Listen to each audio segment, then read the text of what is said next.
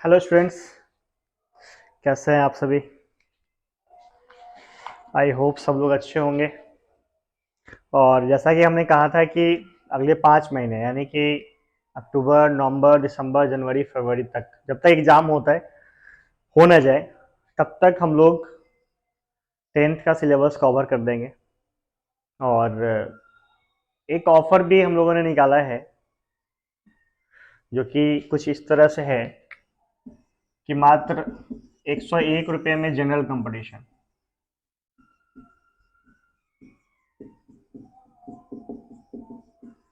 General competition में चाहे वो एसएससी का प्रिपरेशन हो, चाहे वो रेलवे का प्रिपरेशन हो, चाहे वो बिहार पुलिस का हो, एटीसी, ये 6 मंथ्स वैलिडिटी है इसका।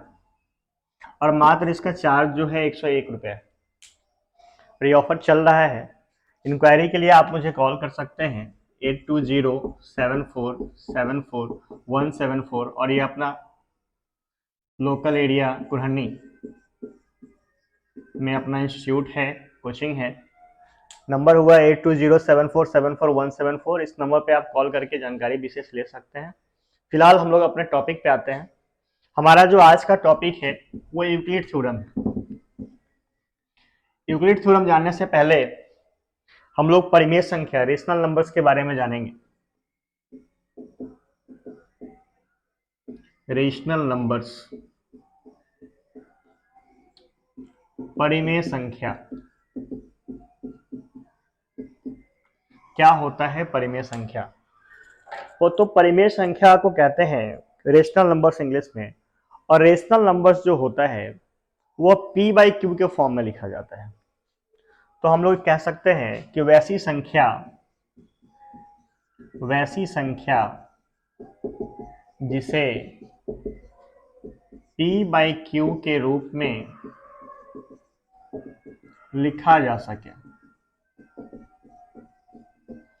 As example 1/2, -2/3, 2/5, 5, -9 etc। ये सारा का सारा परिमेय संख्या है, रेशनल नंबर से। मैंने परिभाषा लिख दिया, वैसी संख्या है जिसे पी बाई क्यू के रूप में लिखा जा सके। बट यहाँ पे एक कंडीशन है। कंडीशन क्या है? कंडीशन यह है, शर्त यह है कि क्यू जीरो नहीं होना चाहिए। यानी कि जब हम कोई भी फ्रैक्शन लिखते हैं, 1/2 लिखते हैं, तो नीचे वाला जो है क्यू, पी बाई क्यू यानी पी ऊपर वाला, क्यू नीचे वाला जीरो नहीं होना चाहिए। अगर नीचे वाला जीरो है तो वो हमारा परिमेय संख्या नहीं होगा, यह हमारा शर्त है। ठीक है, तो परिमेय संख्या हम लोग कहते हैं जो पी बाई क्यू के रूप में लिखा जा सके और क्यू जीरो न हो। जैसे हमने लिखा 1/2, -2/3, 2/5, 5, -9। अब इसमें बहुत लोगों को डाउट होगा कि सर ये तो फ्रैक्शन में नहीं है, ये तो पी बाई क्यू के रूप में नहीं है, इसको आपने कैसे परिमेय संख्या ले लिया? तो इसको लिख सकते हैं, कैसे लिख सकते हैं? 5/1, तो ये भी पी बाई क्यू के रूप में हो गया। -9/1, ये भी पी बाई क्यू के रूप में हो गया। तो इस तरीके से हम परिमेय संख्या को परिभाषित कर सकते हैं और समझ सकते हैं। क्वेश्चन पूछा भी जाता है निम्नलिखित में कौन सा परिमेय है, कौन सा अपरिमेय है। तो ये परिमेय था। अब देखते हैं अपरिमेय संख्या।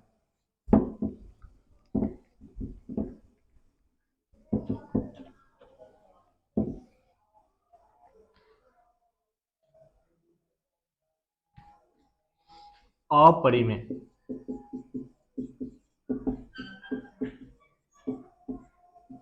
अपरिमेय संख्या, इर्रेशनल नंबर्स। इर्रेशनल नंबर्स वह होता है जिसे पी बाई क्यू के रूप में आप नहीं लिख सकते। पी वाई क्यू के रूप में वो आएगा ही नहीं, उसको हम लोग अपरिमेय संख्या कहते हैं। इसको पहचानने का सबसे पहले मैं डिफिनेशन लिख देता हूं। वैसी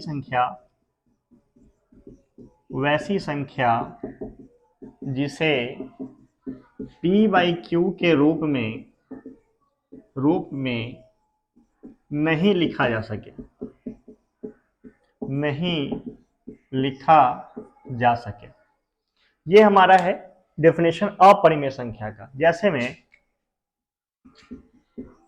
हम लिखते हैं √2, √3, √5, 3√2, 2√3, 5√7 etc। ये सारा का सारा हमारा इरेशनल नंबर्स है, अपरिमेय संख्या है, क्योंकि इसको हम लोग √7/2 -√5/3 etc, ये सारा का सारा अपरिमेय संख्या है, क्योंकि इसे आप p/q के रूप में नहीं लिख सकते, इसलिए ये हमारा अपरिमेय संख्या होता है। ऐसे अगर शॉर्ट में याद रखना चाहे तो रूट में जितना भी संख्या होता है, रूट में आपको जो भी संख्या हो जाए, चाहे वो किसी परिमेय संख्या के मल्टीपल यानी गुणज के रूप में, जैसे देखिए यहाँ पे 2 × √3 है, डिवाइड में जैसे √7/2 है, तो ये सारा का सारा अपरिमेय संख्या होता है।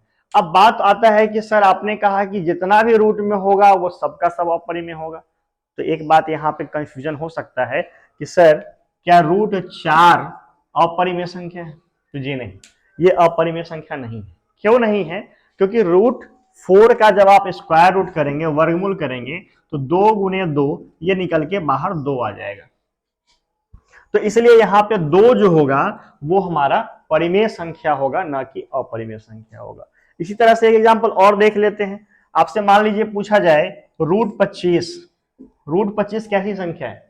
तो √25 को हम लोग अपरिमेय डायरेक्ट नहीं बोलेंगे, भले ही रूट में है, इसे हमें तोड़ना पड़ेगा, यानी कि वर्गमूल से बाहर लाना पड़ेगा, वर्ग से स्क्वायर रूट से बाहर लाना पड़ेगा, तो 5 × 5 यानी कि 5 बाहर आया, तो यह हमारा परिमेय संख्या है, यह हमारा परिमेय संख्या है, न कि अपरिमेय संख्या है। यानी कि √4 भी परिमेय है और √25 भी परिमेय है, अपरिमेय नहीं है, परिमेय है। तो इस तरीके से परिमेय और अपरिमेय था। अब इसी में एक क्वेश्चन आता है दशमलव प्रसार का, दशमलव प्रसार को भी देख लेते हैं। शांत दशमलव और अशांत दशमलव, जो कि बराबर क्वेश्चन में पूछा जाता है एग्जाम में।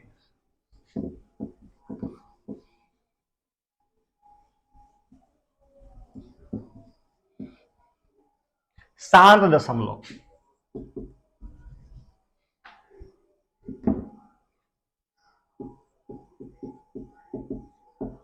शांत दशमलव और इसके बाद है अशांत दशमलव।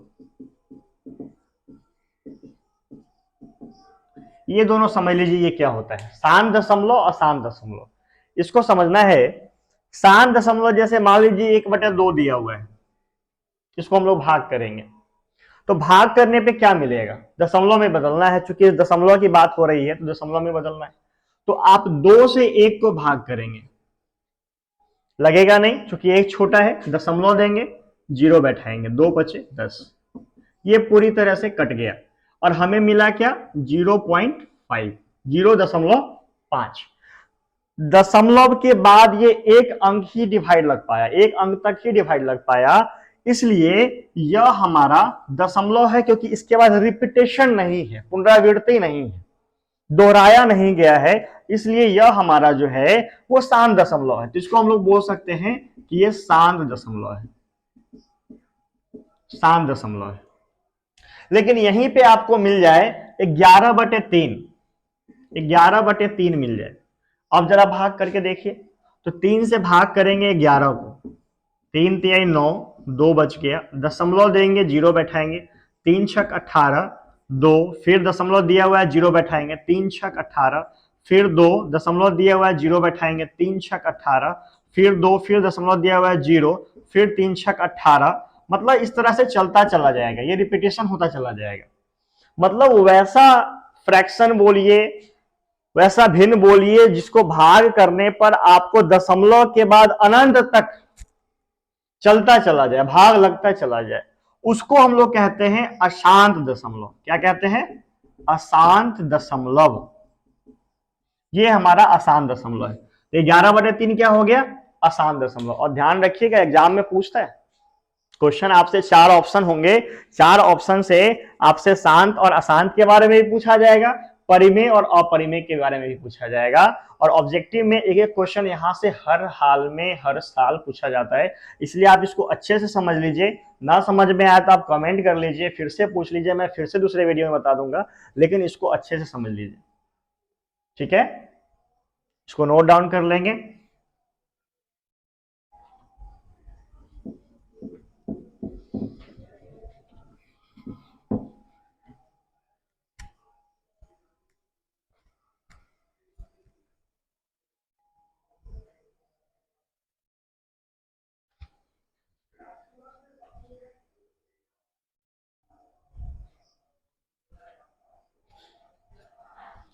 अगला जो हमारा टॉपिक है वह है यूक्लिड थ्योरम।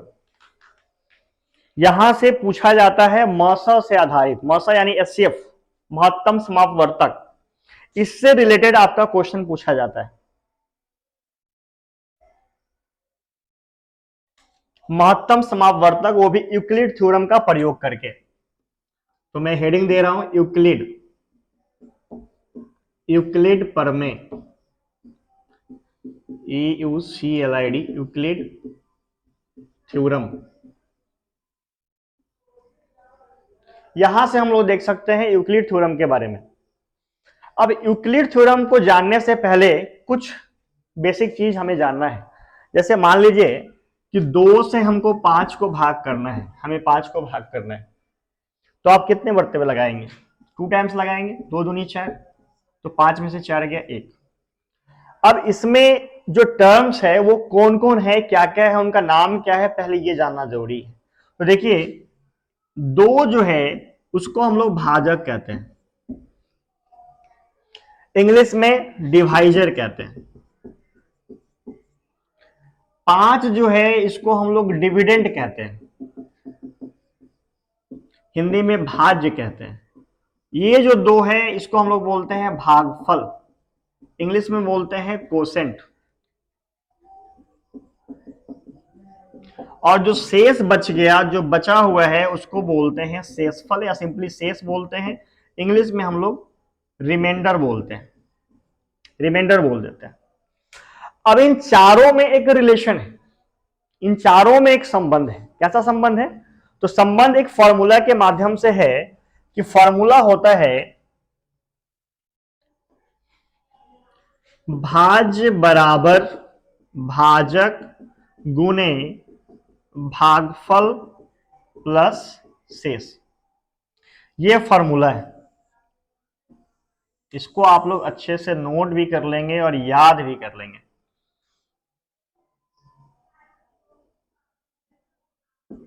भाज्य बराबर भाजक गुने भागफल प्लस शेष, ये फॉर्मूला है।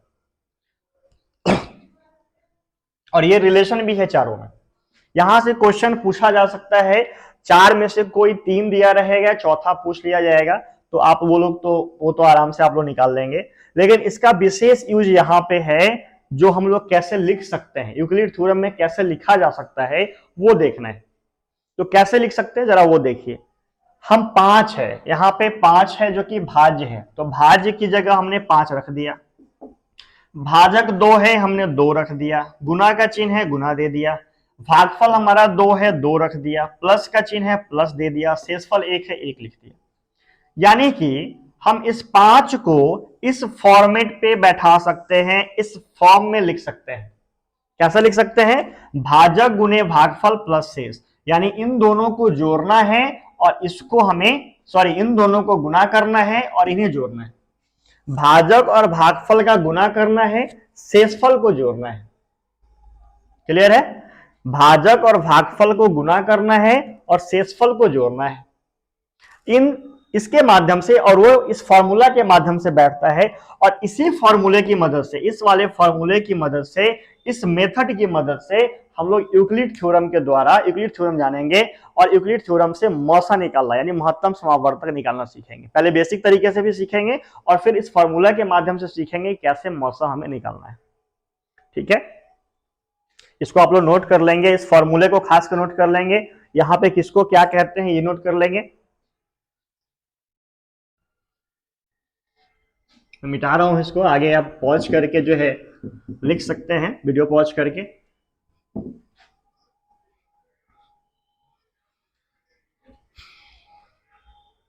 अब बात आई कि मौसा निकालना है यूक्लिड थ्योरम से।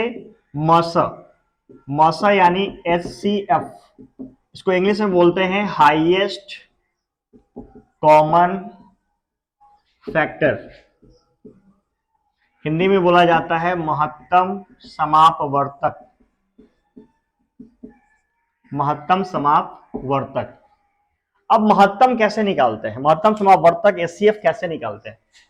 तो HCF निकालने के लिए जैसे मान लीजिए मैं 2 संख्या ले रहा हूं, 12 और 16, इन दोनों का मौसा निकालना है। इन दोनों के मौसा निकालने के लिए सबसे पहले हमें अभाज्य गुणनखंड आना चाहिए। तो अभाज्य गुणनखंड क्या होता है, तो उसको समझने के लिए हमें अभाज्य संख्या मालूम होना चाहिए। अभाज्य संख्या, अभाज्य संख्या बोलते हैं वैसी संख्या जो एक एवं खुद से विभाजित हो, एक एवं खुद से विभाजित हो, उसे हम लोग अभाज्य संख्या कहते हैं।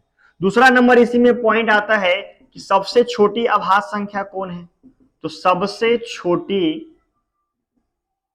अभाज्य संख्या 2 है, 2 को सबसे छोटी अभाज्य संख्या कहते हैं। तीसरा पॉइंट आता है एकमात्र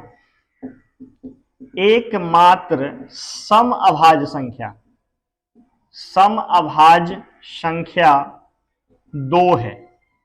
2 चूंकि सम है तो अभाज्य में जितने भी आएंगे इसके बाद वो सारा का सारा विषम नंबर आएगा, सिर्फ 2 ही है जो सम है। यहां से ऑब्जेक्टिव क्वेश्चन बन सकता है। ये 3 पॉइंट आप लोग नोट डाउन कर लेंगे, 1, 2 और ये 3 पॉइंट। अब अभाज्य संख्या हम समझ गए, तो अभाज्य गुणनखंड की बात करते हैं। अब 12 का गुणनखंड निकालना है, तो 12 का गुणनखंड कैसे निकालेंगे, 2 से भाग करेंगे, 2 छक 12, 2 से भाग करेंगे 3, तो 12 का गुणनखंड मिल गया 2 गुने 2 गुने 3। 16 का गुणनखंड निकालेंगे, 2 अठे 16, 2 चौके 8, 2 दूनी 4, यानी कि 16 का गुणनखंड मिल गया 2 गुने 2 गुने 2 गुने 2। और आप लोग पढ़े होंगे, इतना पता होगा कि एचसीएफ जब भी निकालते हैं तो जो दोनों में कॉमन होता है उसी को लेते हैं। तो इन दोनों में कॉमन कौन कौन है, ये दोनों 2 कॉमन है, ये दोनों 2 कॉमन है, बाद बाकी कोई कॉमन नहीं है। तो यहां से एचसीएफ यानी मौसा जो हो जाएगा वो हो जाएगा 2 गुने 2 यानी कि 4। इन दोनों कॉमन में से 1 2 ले लिए, इन दोनों कॉमन 2 में से 1 ले लिए, तो 4 हमारा आंसर हो गया। यानी 12 और 16 का आंसर मौसा जो हो गया वो 4 हो गया। तो ये गुणनखंड मेथड है। लेकिन हमें सीखना है उस पिछले वाले फॉर्मूले पे, भाज्य बराबर भाजक गुने भागफल प्लस शेष। काम यही करना, ये भी कर सकते हैं, डिवीजन मेथड भी कर सकते हैं। तो ये हमारा हो गया गुणनखंड मेथड। और इसी क्वेश्चन को हम लोग डिवीजन मेथड मतलब भाग के द्वारा कैसे बना सकते हैं। डिवीजन मेथड बोलते हैं भाग के मेथड से बनाना, तो उसको भी देख लेते हैं। ये सब आप लोग नोट डाउन कर लेंगे, इंपॉर्टेंट लाइंस है, यहां से आपका ऑब्जेक्टिव बनता है। ये तीनों इंपॉर्टेंट पॉइंट्स है।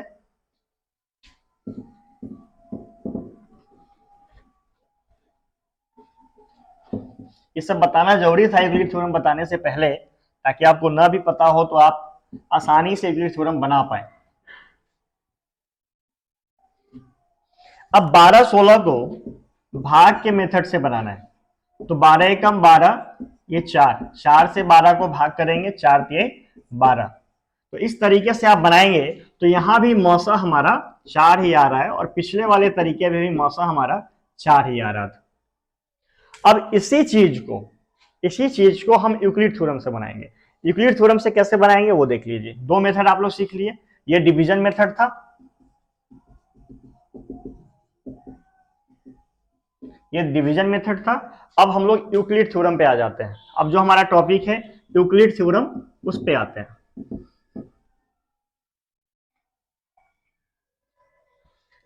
बारह और 16 यही हमने नंबर लिया था।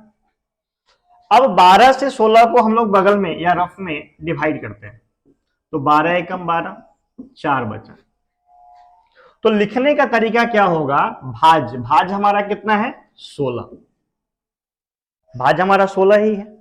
और इसके लिए हम क्या लिखते हैं, फॉर्मूला, हम फॉर्मूला ऊपर लिख दे रहे हैं। ऐसे फॉर्मूला लिखना नहीं होता है, भाजक गुने भागफल प्लस शेष, आपको समझाने के लिए, ताकि आपको ऊपर दिख सके कि इसी फॉर्मूले पे हम लोग इसको बैठा रहे हैं। तो यहां पे भाज्य कितना है 16, हमने 16 लिख लिया। भाजक कितना है 12, गुना का सिंबल है, गुना का चिन्ह दे दिए। भागफल कितना है 1, प्लस शेष कितना है 4। अब फिर से इसको रिपीट करेंगे। रिपीट कैसे करेंगे, 4 12 जो यहां भाजक था यहाँ पे भाज्य बन जाएगा, 4 से भाग करेंगे, 4 ते 12, ये 0 हो जाएगा। यानी कि हम लोग 12 को लिख सकते हैं 4 गुने 3 प्लस 0। और ये काम तब तक करना है यूक्लिड थ्योरम में, जब तक कि शेषफल हमारा जीरो ना आ जाए। मैं एक बार फिर रिपीट कर रहा हूं, ये काम तब तक करना है जब तक आपका शेषफल जीरो ना आ जाए। शेषफल जब तक जीरो नहीं आएगा तब तक आपको भाग करते जाना है, करते जाना है, करते जाना है, और लास्ट भाजक जो होगा, भाजक तो समझ रहे हैं जिससे हम लोग भाग करते हैं, तो लास्ट भाजक जो होगा, यहां भी देख रहे हैं लास्ट भाजक 4 है, तो हमारा मौसा जो होगा वही लास्ट भाजक हो जाएगा 4 आंसर। तो आपने देखा तीनों मेथड से हमारा आंसर सेम है, तीनों मेथड से हमने बनाया, तीनों मेथड से हमारा आंसर सेम आ रहा है। अगला एक क्वेश्चन इसी में देखते हैं, आपको समझाने के लिए एक क्वेश्चन और देखते हैं, थोड़ा सा बड़ा इससे क्वेश्चन लेते हैं ताकि आपका और क्लियर हो सके। क्वेश्चन है 255 और 867, 255 और 867, ठीक है। अब इन दोनों का मौसा ज्ञात करना है, इन दोनों का मौसा ज्ञात करें, ये क्वेश्चन है हमारा, मौसा ज्ञात करें।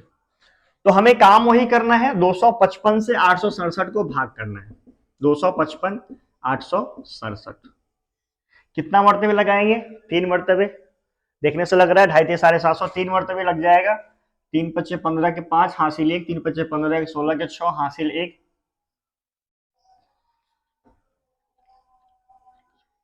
3 दूना 6 1 7, 7 में से 5 गया 2, 6 में से 6 गया 0, 8 में 7 गया 1, यानी कि हम 867, भाज हमारा 867 है, इसको लिखेंगे तो भाजक कितना है 255 गुने भागफल कितना है 3, शेष कितना है 102, लिख दिए।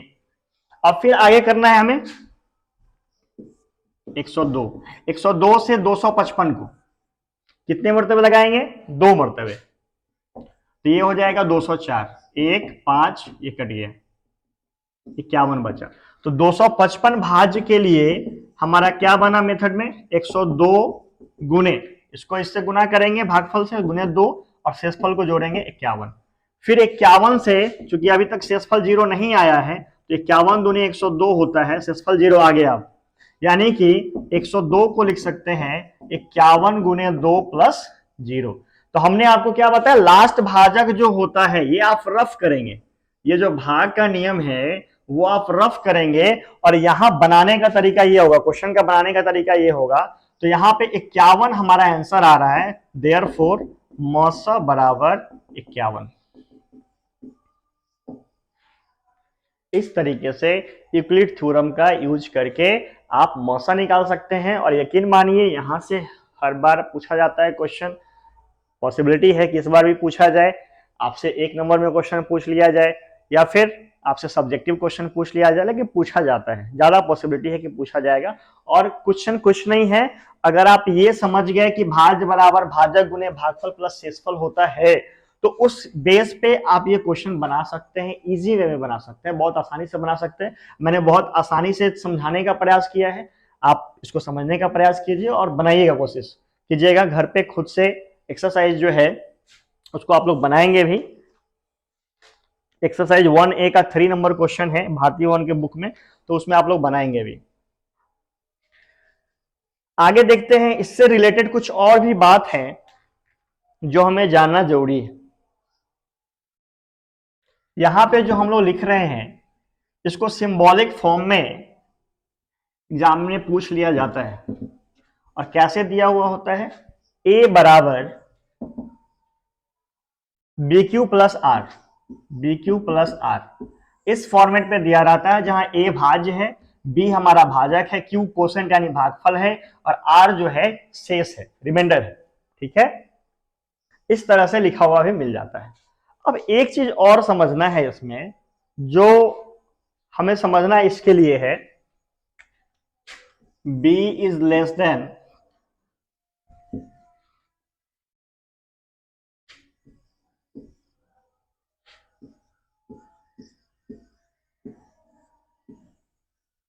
इसके लिए समझना है, समझिएगा इसको।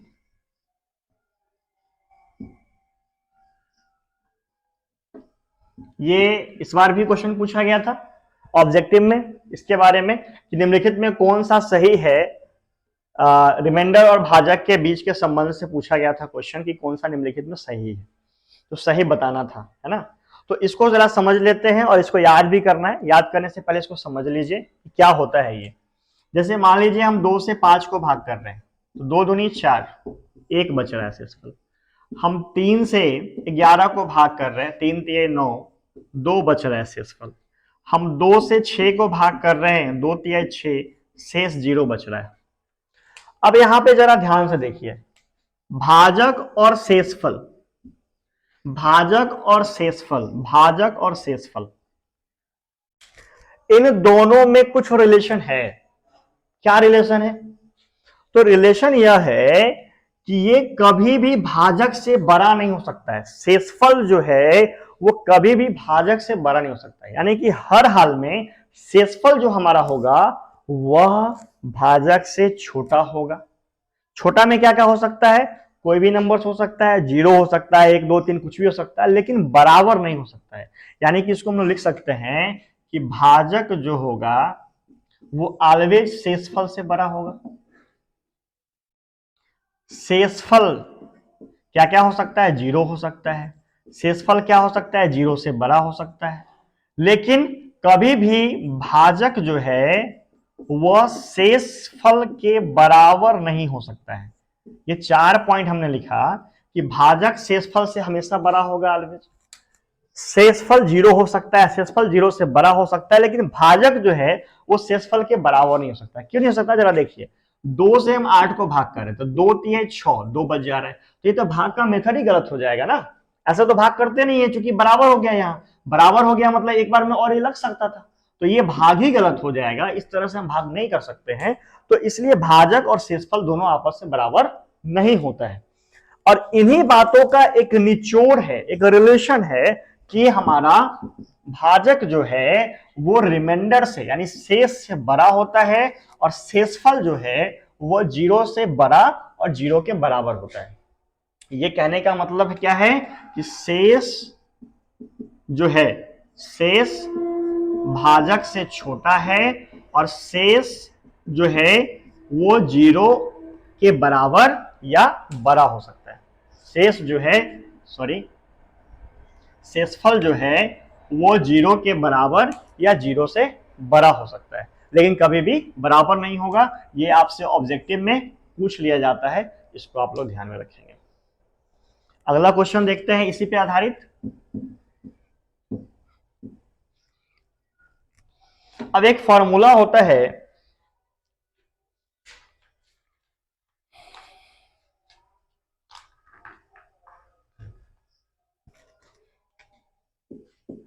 लसा गुने मसा बराबर पहली संख्या गुने दूसरी संख्या। आप लोगों ने टेस्ट दिया होगा इस बार, तो ये क्वेश्चन देखा होगा आप लोगों ने, 9th वालों में भी था और 10th वालों में भी था। मसा गुने लसा बराबर पहली संख्या गुने दूसरी संख्या, या इसी को ऐसे भी लिख सकते हैं, या इसी को ऐसे लिख सकते हैं, लसा गुने मसा बराबर संख्याओं का गुणनफल, या इसको इस तरह से लिख दीजिए, दो संख्याओं का गुणनफल, दो संख्याओं का गुणनफल, इस तरह से लिख सकते हैं। अब क्वेश्चन देख लेते हैं, इस पे आधारित एक क्वेश्चन देख लेते हैं। संख्या हमारा दिया है, क्वेश्चन है पहली संख्या बराबर 306, दूसरी संख्या बराबर 651, मौसा बराबर 7, तो लौसा बराबर क्या होगा?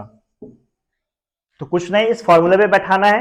इस फॉर्मूले को यहां लिख लीजिए, लसा गुने मसा, लसा गुने मसा बराबर पहली संख्या गुने दूसरी संख्या। अब यहां पे क्या करेंगे, लौसा कितना दिया है? नहीं दिया है, लौसा तो निकालना ही है, तो लौसा की जगह लौसा रखेंगे, गुने मौसा 7 है बराबर पहली संख्या हमारा कितना है 306 गुने दूसरी संख्या कितना है हमारा 651।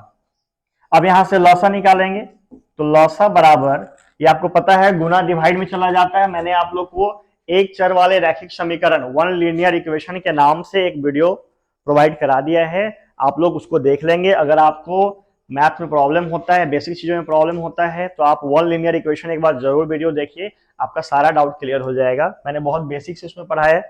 तो लौसा बराबर 306 गुने 651 बटे 7, इसे आप काटिए 7 नंबर 63 7 3 21, यानी कि हमको मिल गया 306 गुने 93। इसको आप लोग गुना करेंगे तो ये आपका आ जाएगा 28458, 28458 आंसर आ जाएगा। इस तरीके से कोई जरूरी नहीं है कि सिर्फ आपसे लसा ही पूछा जाए, इन चार में कोई तीन आपको दिया रहेगा, लसा दिया रहे, पहली संख्या दूसरी संख्या दिया रहे, या लसा मसा पहली संख्या दे दे दूसरी संख्या पूछ ले, कोई भी तीन इसमें आपको दिया रहेगा, चौथा आपसे पूछ लिया जाएगा। इस तरह से यूक्लिड थ्योरम आपका खत्म है। एक चीज और पूछा जाता है, क्वेश्चन आपसे पूछा भी गया है कि 96 का गुणनखंड करके उसे घातांकीय रूप में लिखे, 96 के गुणनखंड को घातांकीय रूप में लिखे। तो इसको मैं सिखा देता हूं कैसे लिखना है, बहुत ही आसान चीज है। उसके बाद फिर इस टॉपिक को खत्म करते हैं।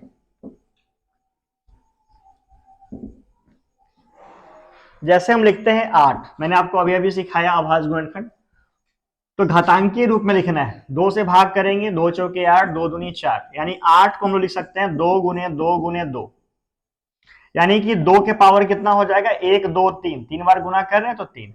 तो यही हमारा हो गया घातांकीय रूप, घातांकीय रूप, अभाज्य गुणनखंड का घातांकीय रूप। मतलब इसका हमने अभाज्य गुणनखंड निकाला और इसको घातांक के रूप में लिख दिया, बस हो गया। 96 का पूछा था, 96 का बना दीजिए, 48 24 भाग करते जाइए, 12 6 3, ये कितना हो जाएगा देखिए। 96 के लिए क्या लिख सकते हैं 2 1 2 3 4 5, 2 गुने 2 गुने 2 गुने 2 गुने 2 गुने 3, तो ये हो जाएगा 2 के पावर 5 गुने 3, 1 2 3 4 5, 2 के पावर 5 गुने 3, ये हमारा आंसर हो गया। तो इस तरीके से आप अभाज्य गुणनखंड, छोटा संख्या हो बड़ा संख्या हो, आप निकाल सकते हैं, उसको घातांक के रूप में लिख सकते हैं। यहां से भी एक क्वेश्चन पूछा गया था और ये ऑब्जेक्टिव में पूछा गया था। तो इस तरह से यूक्लिड थ्योरम हो, रेशनल नंबर्स हो, परिमेय संख्या, अपरिमेय संख्या, शांत दशमलव, अशांत दशमलव, गुणनखंड, अभाज्य गुणनखंड, मशा, यूक्लिड थ्योरम, मैंने इतना कुछ एक वीडियो में बता दिया है, इस वीडियो में आपको पढ़ा दिया है। फिर आगे का जो वीडियो होगा उसमें फिर अगला चैप्टर देखेंगे। तब तक के लिए थैंक यू।